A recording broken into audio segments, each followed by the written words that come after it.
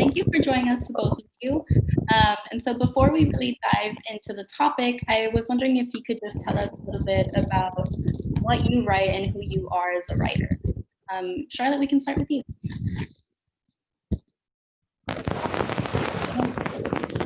I can't hear you. Antonio, maybe you want to start by telling us a little bit about yourself, and then we'll come back to Charlotte. Sure, absolutely. Hello, everyone. Thanks so much for joining us this morning. I'm a fiction and nonfiction writer with a long background in journalism. I started writing nonfiction more than a decade ago, and fiction in English as well. I'm originally from Mexico, but I moved to the US in 2004. And I got a journalism fellowship at Stanford in 2008. And that's when I took it as an opportunity to start taking creative writing classes. And I started taking creative writing classes in nonfiction. And basically what I've been writing ever since in nonfiction is mostly about my relationship with my kids, my relationship with my father, and my relationship with the country where I was born and raised in, Mexico. Basically in the form of like personal essays and memoir pieces. I'm considering writing a memoir, a book length memoir as my third book project, but I'm still considering that. Awesome. Okay. Charlotte, how's it going over there? Oh, I can't hear you. It sounds like feedback. Just the things with Zoom these days. But okay, so maybe you can try turning off your video if you have like a bad connection. We'll see if that works really quickly before we move forward. Or if you have headphones.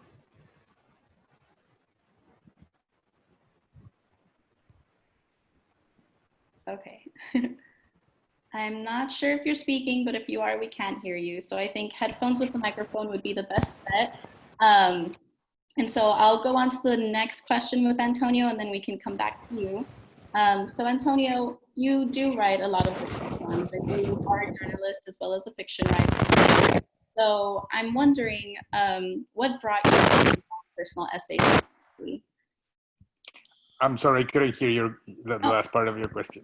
Yeah, so I'm just wondering, like, what brought you to memoir and personal essay? And like, what about these forms calls you to write them? I started first trying to figure out in my stories in what genre I should write them. For a while, I started writing fiction for many years, but then there are some topics that you need to cover in nonfiction that are closer to you.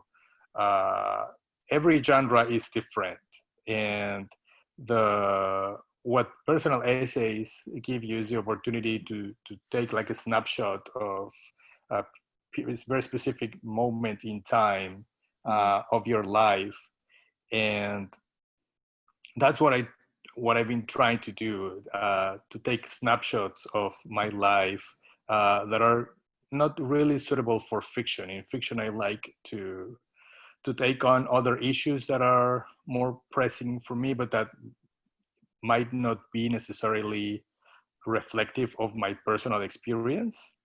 And that's where memoir and personal essays come into place.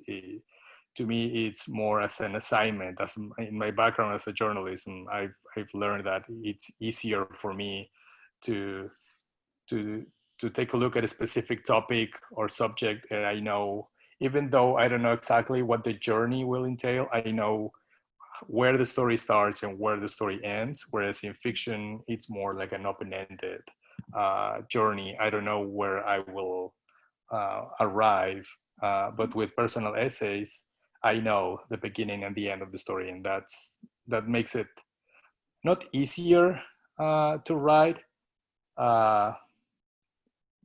but yeah, a little bit more rewarding, if you will. Yeah. And so I've heard you talk a lot about like getting at the emotional truth of your like memories and perspectives. And so I'm wondering like what do you do when your memory might not be enough for an entire book or an essay? You know, what do you do to fill in those gaps, or do you turn to another genre when you come across that? Mhm. Um, well, I think emotional truth is something that you need to capture both in fiction and nonfiction, but with nonfiction it's especially important because I mean, the main idea of writing nonfiction is that everything that you write, everything that you tell in a story needs to be true, right?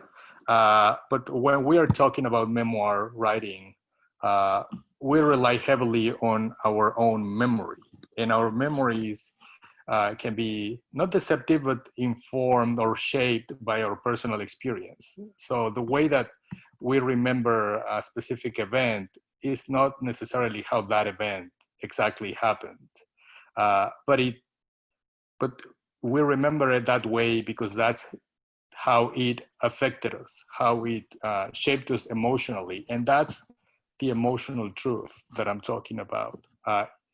Whatever you write, those events that you depict in your stories or your personal essays need to be emotionally true to you.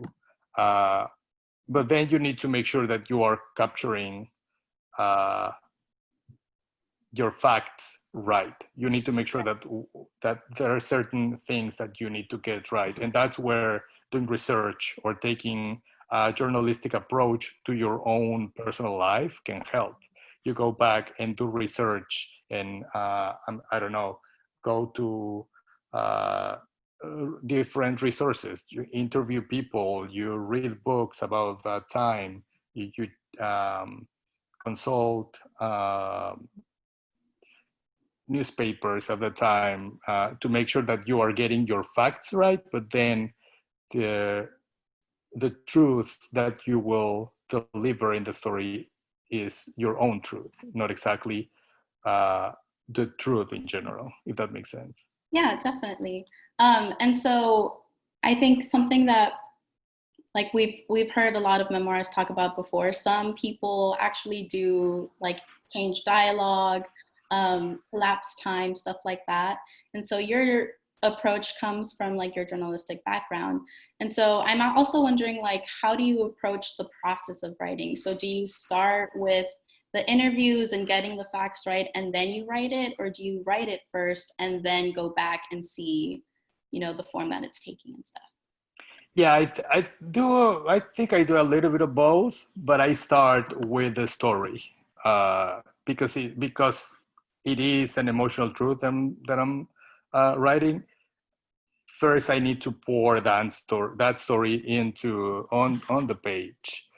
So I don't do a lot of research. Maybe I do a little bit beforehand, especially if it's something. If I'm going to write about a more recent event. For example, last year I spent the month of April, at a ranch in South Texas, very close to the border, finishing my second book.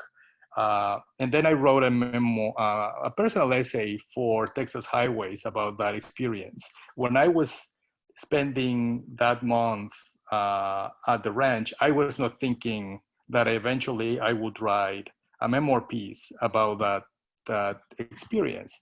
But then when I got the assignment, I went back to the ranch, and as I drove back, and while I was there, because I already knew that I was going to write this piece, I paid attention to the details that were driving the emotional journey uh, that I was trying to capture.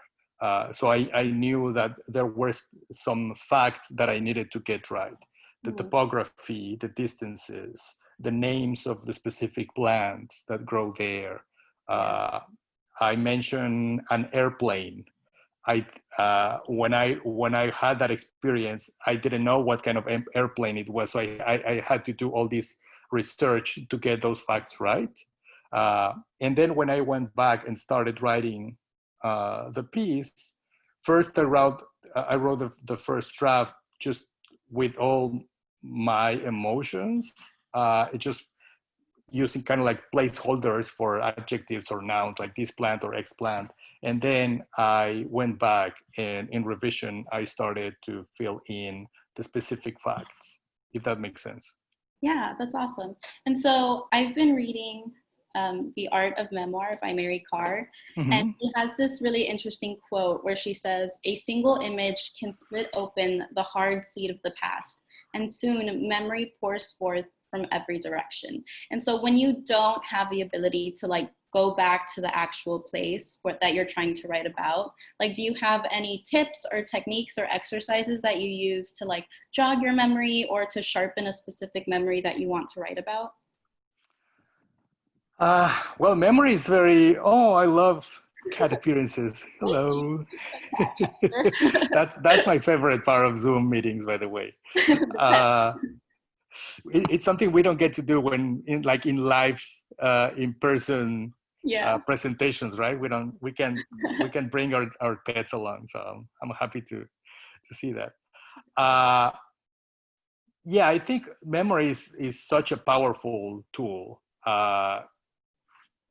What Mary says about like one specific image can create a whole world is completely true to me. And that's how I usually write, not just nonfiction, but fiction.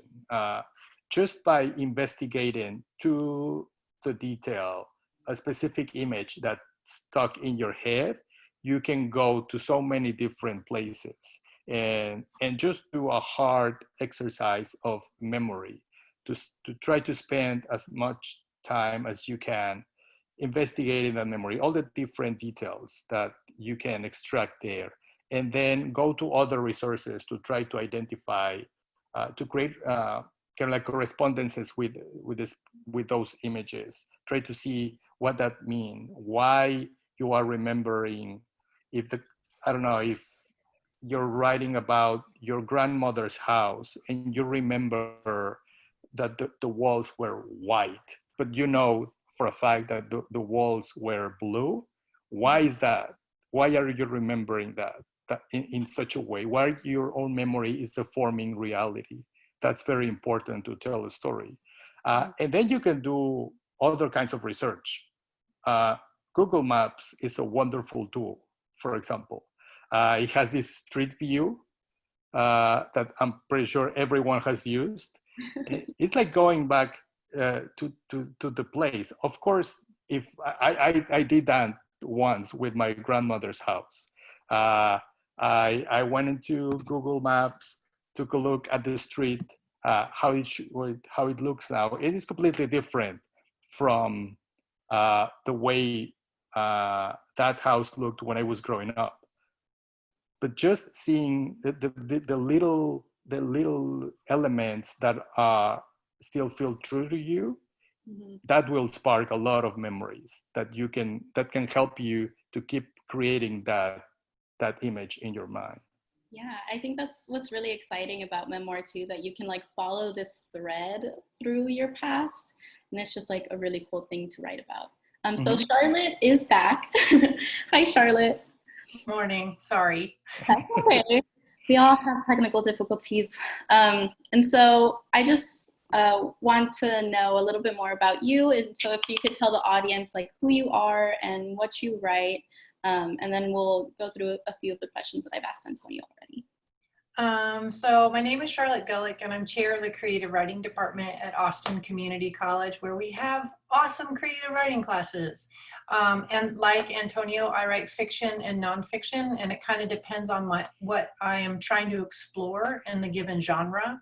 And I have written a full-length memoir, but I also write novels, and I write a lot of personal essays. So I'm kind of all over the place. I just got an idea for an essay, thanks to Antonio, because where I grew up, you can't see on Google Maps. And so like that's a different relationship to memory, because it's more like there aren't the markers to kind of get me to it. So I think, thank you. I'm very excited. Looking forward to reading that piece. It's Charlotte. tentatively called Google Maps Won't Get Me There. Oh, I love it. I already love it. Yeah, that's great. So I asked Antonio how he goes about filling in the gaps in his memory when he's working on a piece. And so I've heard you talk about nonfiction ethics. And so I was wondering if you could touch on that and sort of explain your approach to filling in the gaps. Well, I'm in alignment with almost everything that Antonio has said so far. And I do think that, well, when I teach nonfiction or memoir, I ask students to do an exercise where they kind of explore their nonfiction ethics about dialogue, collapsing time, condensing characters, because I think it's so murky, and you have to, you know, that intersection of critical and creative thinking, and you have to find your own ethics within it, because no one can say to you, well, that's not memoir because you made up dialogue, but because you're exploring emotional truth versus factual truth. And it's been really interesting because a lot of students, they find that they have hypocrisies within themselves, like all humans do. That I've had one student say, if I go into a bookstore and pick up a book and it says it's nonfiction, everything better be factual in this. But when I write, I have much more latitude. And so it's really an exercise trying to align our thinking about where is truth. And students, a lot of students will enter a class and say, I'm not willing to make up dialogue. But by the end of the semester, like, oh, but a good scene needs dialogue.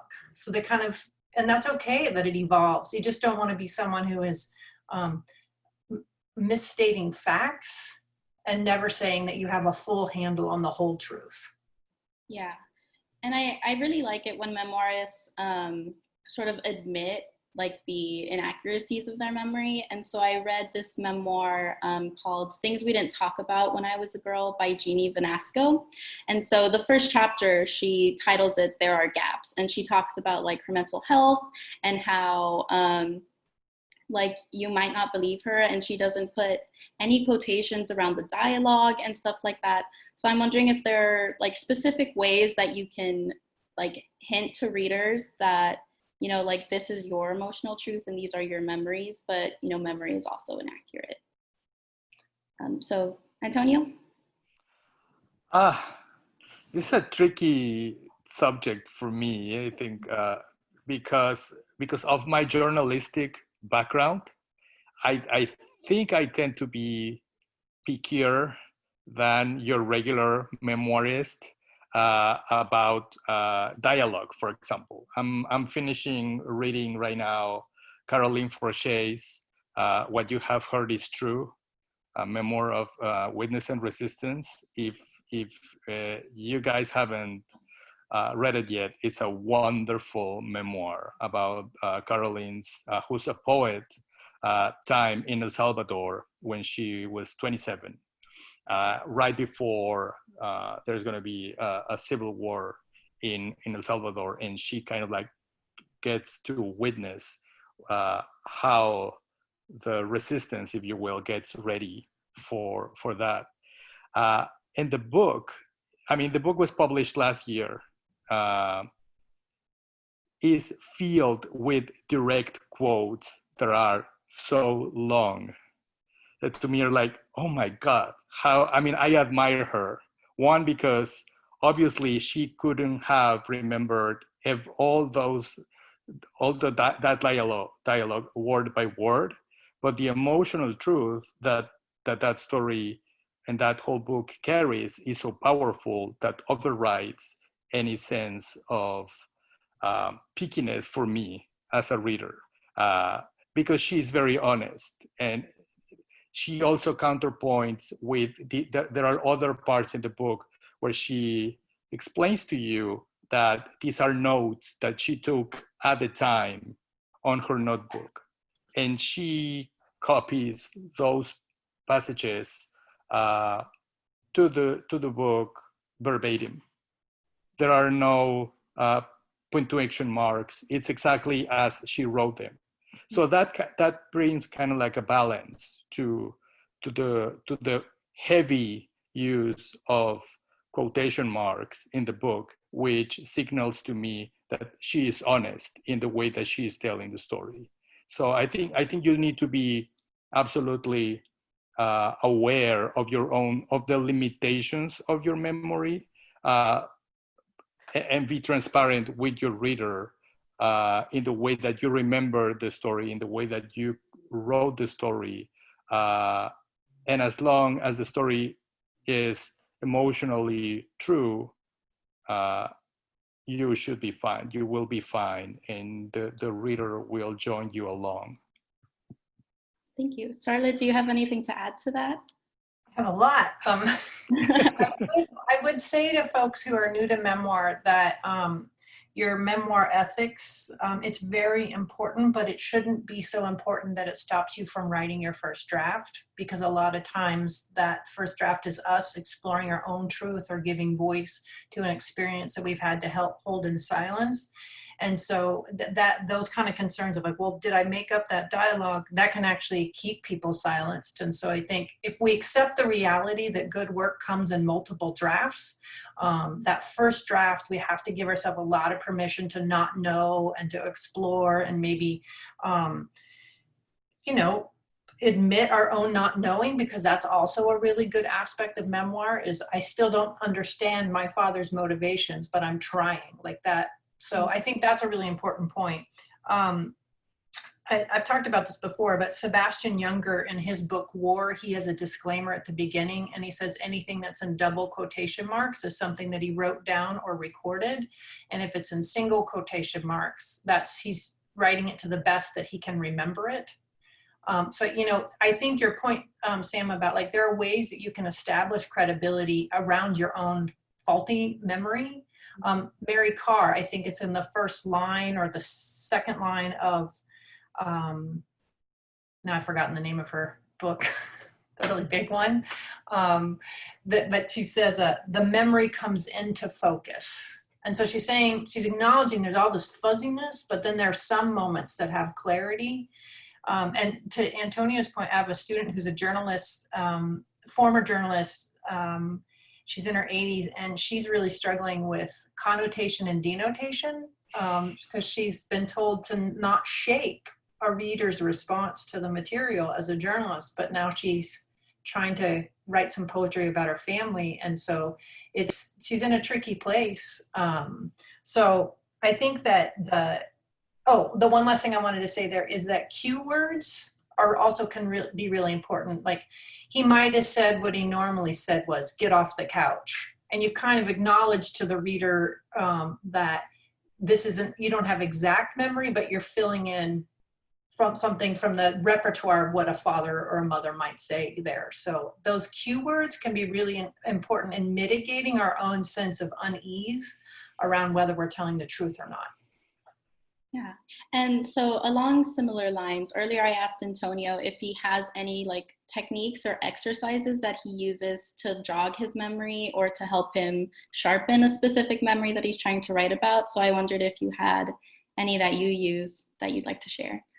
I think the 5 senses are really important. So you can write a scene and then ask yourself, I call it a sense inventory. What was a smell or a sound or a taste or a touch?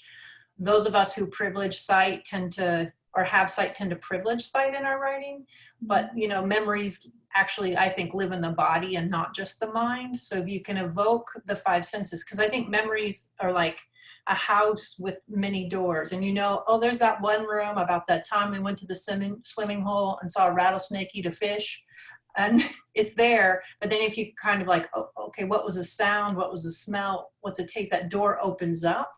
And so the memory can become more alive. I have a friend who is very slowly working on a book about her year living on the kibbutz in Israel. And she has cumin, and she'll like smell it. And then that's her like entry point to the material. So I think smell is a really good way to do it too. Yeah, that's awesome. I've heard smell is actually your strongest connection to your memory. And so that's really cool. And so we don't have a ton of time left for this conversation. So I wanted to get some advice for like the business side of memoir and personal essay. And so can you kind of sort of explain like the submission process for a personal essay, where you go to submit your work, and maybe some tips and best practices? Antonio, we can start with you. I mean, I can offer some advice, but I think I've told this before. I'm the worst writer that you can get advice from in terms of submissions. I famously have said several times that I was a terrible failure every time I was trying to submit both my fiction and nonfiction pieces. I've always been able to place stories in memoir pieces in places because the editor knew me or they solicited me. But I would say that start by reading the journals where you're trying to submit the magazines.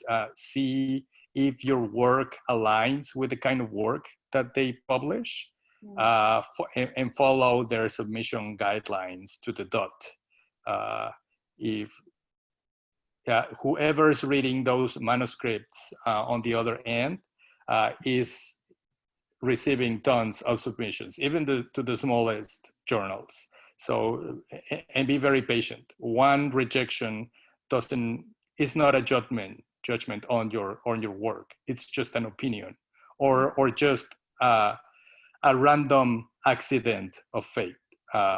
Maybe that person didn't have time to read your submission, or they were looking for something very, very specific when they read yours, and maybe your piece didn't offer what they were looking for at that specific moment, and that's the reason you got a rejection.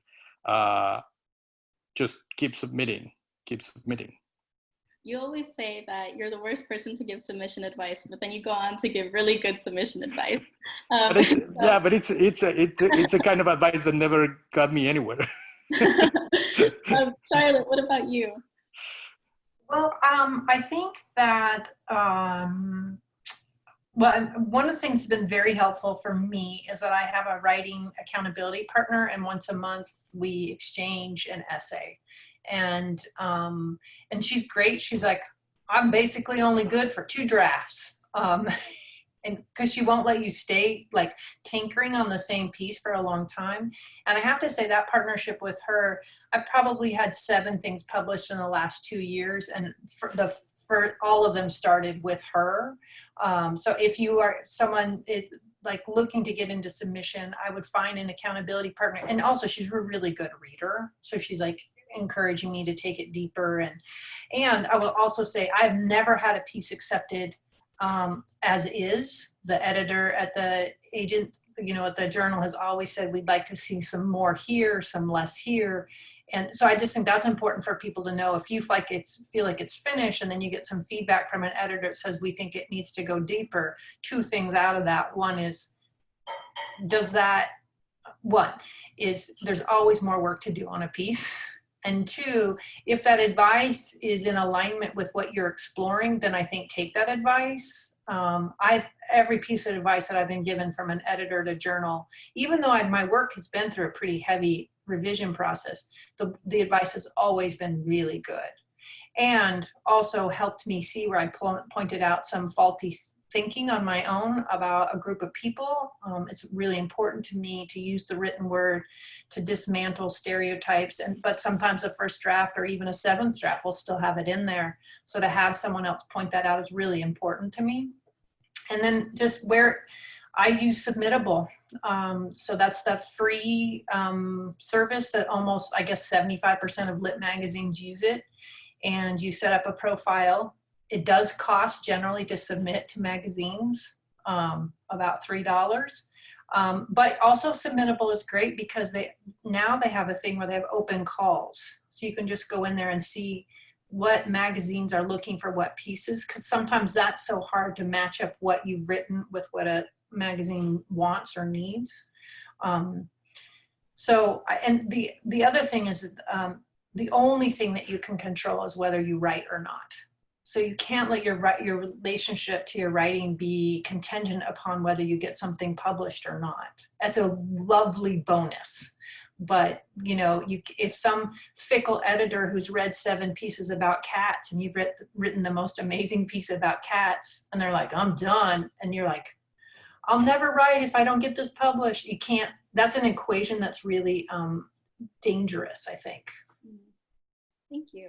And to your earlier point, if anyone is looking for a writing partner or critique group, we do have the genre after hours later today, and that'll be a really good chance to meet people who are also writing in the same genre. And so to close out our conversation, I just wanted to ask you guys for some recommendations of memoirs, personal essayists that you really like reading, or specific books too. And so, Antonio? Yeah, if you want to read lots of really amazing personal essays from different times in history, I would highly recommend Philip Lopez, The Art of the Personal Essay. I don't have it with me right now. I should have kept it next to me. If you Google it, it's not that expensive. It's like a 800-page long anthology of the best personal essays ever written, with a wonderful introduction. So that's a great place to start. And when it comes to memoirs, one of the most impressive that I've read recently is Marcelo Hernandez's Children of the Land. It's an outstanding book, a wonderful book. One thing that we've noticed, I think, in recent years, is that poets are usually wonderful memoirists. There are so many wonderful memoirs by terrific poets, and Marcelo's is one of those. That book is just incredible. So I would say, if you want to read a memoir about growing up in 2 countries, and it's a book that also, in terms of form, is very deliberate, very provocative, and very creative. I think it's a wonderful book. I would highly recommend it. Thank you. Charlotte? So Judith Barrington has a great book called Writing the Memoir. And I use it in my classes quite a bit. It's very accessible and really has good exercises in it. And then Natalie Goldberg has a great memoir book called Old Friend from Far Away. Terrific prompts in it.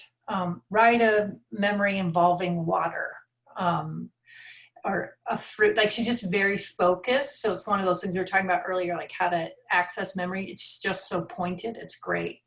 And, you know, someone asked about what's publishing like with memoir. One of the pieces of feedback I got in my MFA in 2016 is that I should pay attention to the musicality of the language so that it would be as competitive with all those poets who are writing memoir.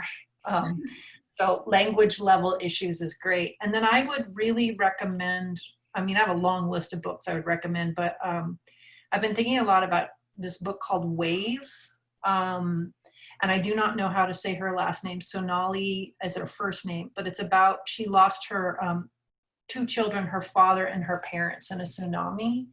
And it was recommended to me, and I was like, that's too heavy, but it's such a beautiful book because the way she makes those who have passed live on in your minds. Like, I just, like, if you're trying to write about someone who has passed and you want a reader to know them, I think she just does an amazing job with that. So. Awesome. It's a terrific book, Wave. It's amazing. I'm going to put that on my list too. So we can get started with the Q&A session now. We have some questions from our viewers, and I will just go through them. So Suzanne Courtney is wondering, how do I categorize my genre when my manuscript is a historical nonfiction narrative in the beginning, but also a memoir of my life? Well, can we hear it again? Yeah. So how do I categorize my genre when my manuscript is a historical nonfiction narrative in the beginning, but also a memoir of my life? So I think she's kind of mixing some genres in here. I mean, like a mixed genre manuscript or a mixed genre that really explores historical nonfiction and personal story. You may want to tinker with that language. But I think you might look at what Eula Biss does in No Man's Land. So those are personal essays, but it's really interesting if you just think about, let's see if this makes any sense, the volume of the first person narrator, because in some essays it's super high, like she's very present, and then other essays she turns it way down, but they're all linked by this theme. So that might be an interesting one to think about. Antonio? I would say that a lot of great memoirs are also great historical books if they depict a specific period in time. And what's interesting to me in the question is she defines her work as manuscript. So that means that it's a work in progress, right? And I would say, don't worry too much about what genre your manuscript is right now. Worry about it once you have finished it and once you have taken a look back at it after letting it rest and see, oh, this is what it is. And I think it's important to have enough freedom to write and to produce work without having to worry too much about the genre you are writing it in. I think all these labels about genre to me are like these craft rules, right? They are made to be broken. So you need to write with all the freedom that you can. And once you've done with it, then take a look back at it and see what the book is really about, what the work entails, and then let the work define by itself rather than to put it in a specific box, because that can constrain your freedom as a writer, if that makes sense. Definitely, thank you. And so next question, Jacobo Luna is wondering, when writing a memoir or personal essay and you include other people as you tell a story, like family members, acquaintances, or friends, do you need to get permission as you are using their real names in your writing? Well, get permission from whom? I think that's a thing that, I mean, first, you probably in a first draft, you need permission from yourself to write about people, but you have to ask yourself what your intentions are. I highly recommend an essay on the brevity, the ethics of empathy. It says 7 approaches to writing about other people. Then I don't know, like get permission. My understanding, and I could be very wrong here, is that if a major publisher accepts your book, that's going to go to and it's memoir, it will go to the legal office and they will read it and then they'll say certain people have to sign off on this.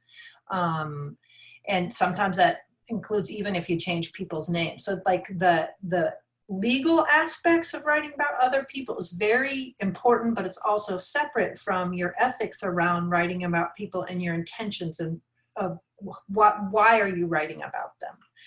I would say with the memoir that I have, there's one chapter that has made me stall in my submitting it because it's such a personal aspect of my mother's life and she doesn't know I've written it. So I kind of have to work that out with her before I move into the publication arena. Antonio, anything to add?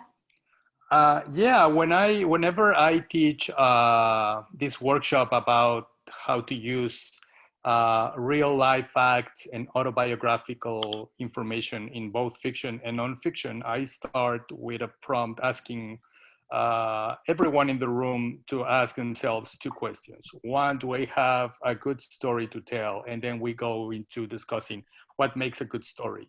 But the second question is, do I feel comfortable telling this story exactly as it happened, using real people's names?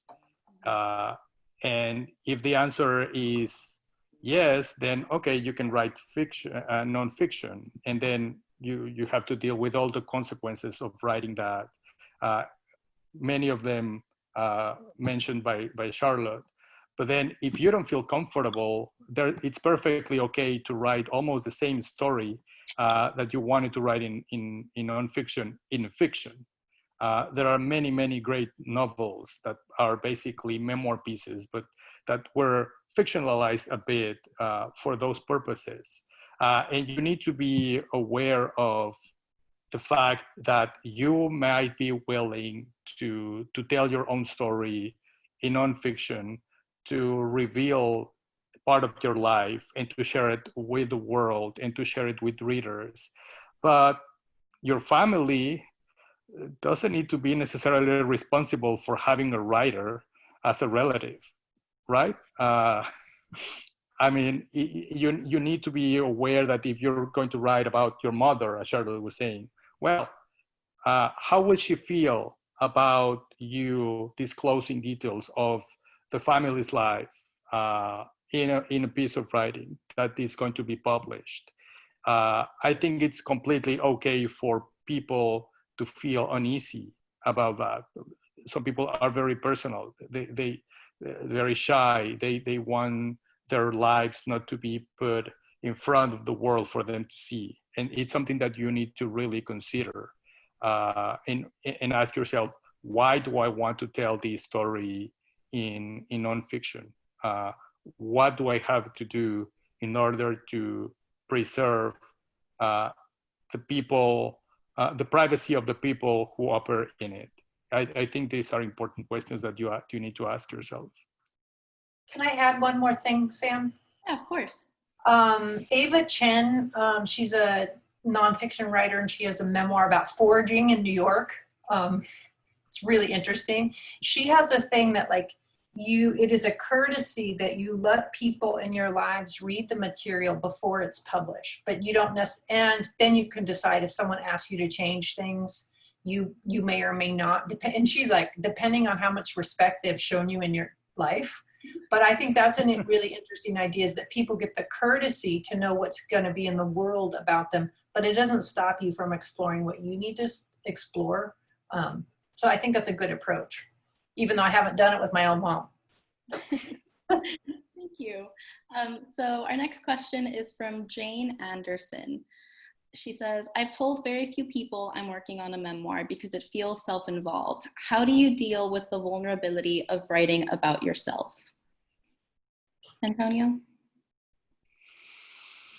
I think what balances up the equation for the reader about your self-involvement is if you are completely honest in your story. Readers will be able to relate to you and to go along in the journey with you if you are completely honest with them. Also, I would argue that not only memoir writing or personal essay writing is about self-involvement. Writing is about self-involvement in general. Yeah, we are selfish and we want to impose our views of the world upon the readers. That's completely okay, because as readers, what we are looking for is a different way to experience the world. And that's what a memoir piece can do. That's what a personal essay can do, similarly to what a short piece of fiction or a novel can do. We read because we want to see the world in a different way, to maybe understand something we didn't before. And the best personal essays do that. And when we thank the personal essay writer and the memoirist for their honesty, and we forgive their self-involvement because they helped us understand something that we didn't before. Charlotte? I would say as a writer, whatever your genres, you have to constantly move between audacity and humility. I have the audacity to write a novel, and then you're humbly, I'm gonna, go slow and do it. But I also think you have to kind of remove yourself from all or nothing thinking. Maybe I'm the only human that has this, but oftentimes I'm I am a superhero and I'm amazing. or my other default is like, I'm a pile of shit. And so like, no, actually somewhere in the middle is I'm a flawed human being trying to do my very best. And that's a good way to look at drafts too. It's a flawed draft trying to do its very best. In order for it to get better, it probably needs to be more vulnerable, more honest. So I think those things are important. And then, like Antonio says, I think people read memoir and novels, but we're trying to figure out how to do this thing called life, because there's no manual. And so when you read other people, oh, that's how you dealt with that really difficult thing. That lets me know I'm not alone in my own difficult thing, or here's an option, or here's how I might move towards forgiveness if that's appropriate. So I think it's a quest to understand. And then just 2 more points. I really appreciate the person's comment that they haven't told that many people, because sometimes in a writing project, there are a lot of misconceptions about what it means to be a writer. And those early comments can really knock you down. Like, oh, have you published anything?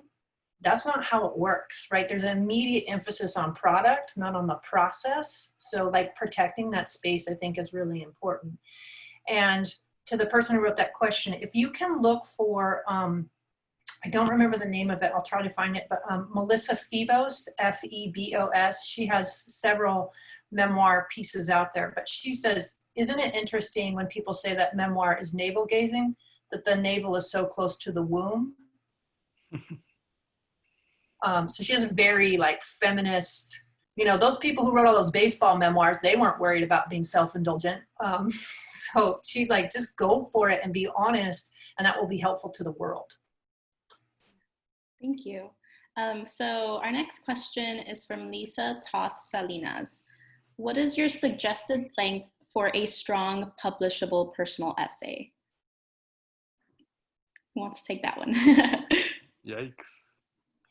I think most places aren't looking for pieces longer than 5,000 words. So that's a good, but that's still a lot. I would look at the particular magazines that you would love to be published in and see if they have length requirements. And so that's like the kind of like, what are the length requirements? But then the other part is like, have I used the minimum amount of words to explore the thing that I want to explore? Because I don't think there is like, you know, there should definitely be 12 pages long for you to write about this thing. There, you know, kind of, is there an arc to it? Is the narrator in a different place at the end than where they began? So I guess 5,000 words or less. There are a few magazines that will go up to 7,000. But like brevity is flash nonfiction. And so it's 750 words or less. If you're working on learning how to distill your work, I would start reading some of those pieces. So. Cool. Antonio, anything to add? I mean, no, not really, but what Charlotte just said is important. A wonderful essay that really delivers a very impactful emotional punch can be 800 words or 5,000. It depends on the kind of journey that you want to take. And so this will be our last question, or maybe our second to last question. We'll see where the time is at. But Michelle Lanou is saying, we are hearing that a lot of agents and publishers are looking for writers who have a strong following on their own platforms. Are you seeing this as true? Charlotte, I see you nodding.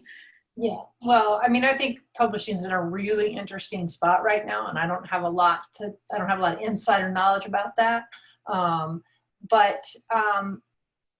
If you think of it from an agent's point of view, they're looking for really good writing that they can promote to an audience that is already established. So having that platform is important. So, but I also say, like, if you're getting overwhelmed, like focus on the quality of your writing, because I think really good writing will get published. I do have social media, and I use it some to talk about writing, but they're looking to see if you have if you have an established following. Antonio? I would argue that if your writing is good enough, then you will deliver a follower. And not every author has a presence on social media. If you like being on social media, if you can come across as authentic and it comes naturally to you, I would say do it. If you hate it, don't feel pressured into doing it. Great, thank you. And so we are about out of time. Thank you so much, Charlotte and Antonio, for joining us today. And I will remind everyone that we have Genre After Hours tonight at 9 p.m. So you'll get the chance to talk to your fellow genre writers. And so we hope you'll join us for that. And yeah, that's about it. So I'm going to end the meeting now. Thank you so much. Thank you, Sam. Thank you, guys. Thanks, Antonio. Good to see you. Bye, Charlotte. Same. Take care. Bye-bye.